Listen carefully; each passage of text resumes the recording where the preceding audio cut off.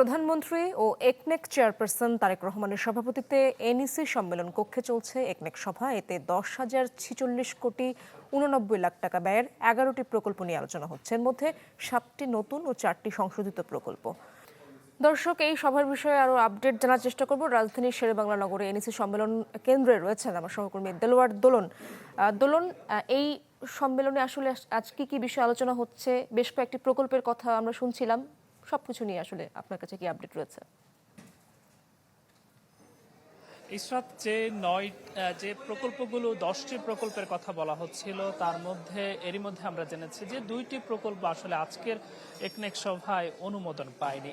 এর বাহিরে যে প্রকল্পগুলো অনুমোদন পেয়েছে তার মধ্যে আপনাকে যদি জানায় যে ঢাকা মেডিকেল কলেজ হাসপাতালের যে ঢাকা মেডিকেল কলেজের উন্নয়ন কাঠামো, বিশেষ করে শিক্ষার্থীদের যে ভোগান্তি পোহাতে হচ্ছে, আবাসন সংকটের সমস্যা পোহাতে হচ্ছে, সেটি সমাধানে একটি প্রকল্প হাতে নেওয়া হয়েছে। এছাড়াও 10টির মতো মেডিকেল কলেজে শিক্ষার্থীদের আবাসন সুবিধা নিশ্চিতের জন্য একটি প্রকল্প নেওয়া হয়েছে। তারও অধীনে ঢাকা মেডিকেল কলেজে 2টি ছাত্রী হোস্টেল নির্মাণের উদ্যোগ নেওয়া হয়েছে।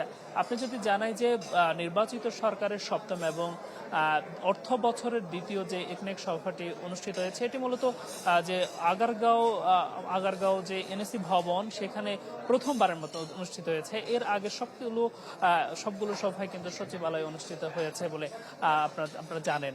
আজকের সভায় বিশেষ করে বলা হচ্ছিল যে 2টি প্রকল্প বাদ হয়েছে, সেক্ষেত্রে প্রধানমন্ত্রীর নির্দেশনা ছিল যে অধিকতর যাচাইয়ের জন্য মূলত এই প্রকল্পগুলো বাদ হয়েছে। কিছু সময় পরেই হয়তো এই বিষয়টা নিয়ে সংবাদ সম্মেলন করবেন। আমরা যতদূর জেনেছি যে পরিকল্পনা প্রতিমন্ত্রী জুনায়েদ সাকি, তিনি প্রকল্পগুলো নিয়ে বিস্তারিত বলবেন। এর আগে আপনি হয়তো দেখছেন এখন যে অর্থমন্ত্রী সহ পরিকল্পনা প্রতিমন্ত্রী এবং অন্যান্য যারা রয়েছেন একনেক সভা, প্রধানমন্ত্রী একনেক সভা শেষে চলে যাওয়ার পর এখানে একটি সভা অনুষ্ঠিত হচ্ছে। সেই সভাটিতে অধিকতর তারা আলোচনা পর্যালোচনা পরবর্তীতে কিন্তু গণমাধ্যম কর্মীদের সঙ্গে কথা বলবেন। এই একই সঙ্গে এখানে একনেক সভায় কিছু নির্দেশনা দেওয়া হয়েছে। সেখানে বারবারই বলা হচ্ছিল যে সেখানে বলা হচ্ছিল যে প্রধানমন্ত্রী সেই সকল প্রকল্পগুলোকে অগ্রাধিকার দেওয়ার জন্য বলেছেন যেগুলো জনবান্ধব, একই সঙ্গে মানুষের খুব বেশি সহায়ক হবে। সব মিলিয়ে একনেক যে সভা পরবর্তীতে এই ছিল আমার কাছে থাকা সবশেষ তথ্য। ধন্যবাদ আপনাকে দেলোয়ার। সহকর্মী দেলোয়ার দোলন যুক্ত হয়েছিলেন।